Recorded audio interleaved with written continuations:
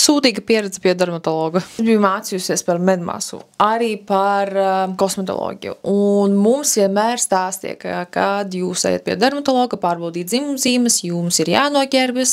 Dermatologs jūs apskatīs no galvas līdz kājām un izvērtēs, kuras dzimumzīmes ir ļaundabīgas, kuras ir labdabīgas, nekaitīgas.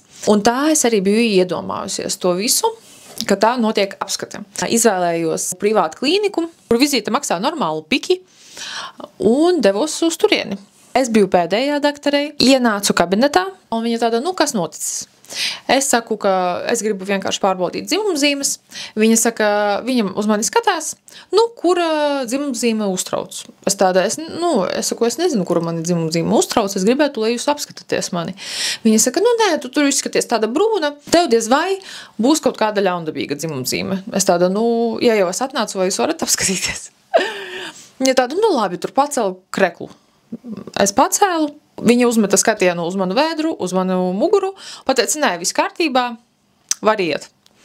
Es domāju, bļāviens, pagaidiet, es samaksāju tādu naudu, un tā vizīte neilga pat minūti.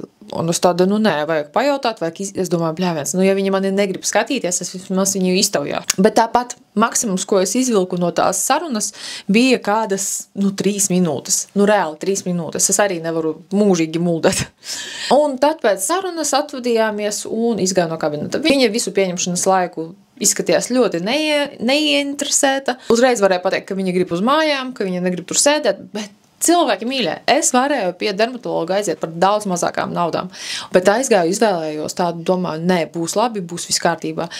Un beigās tā vizīte nebija pat minūti. Un es arī neesmu pārliecināta, vai man viss ir kārtībā, vai man nav kaut kādas sliktas dzimumzīmes. Jo mani vienkārši nepārbaudīja, neapskatīja. Un es gribu uzzināt, vai tomēr tā ir tāda normāla prakse, vai arī mani apkrāpa, piečakarēja, un ka tas nav normāli. Lūdzu, padalieties komentāros, jo mani šis jautājums moka jau diezgan ilgu laiciņu. Tas bija kādi 3 gadi atpakaļ.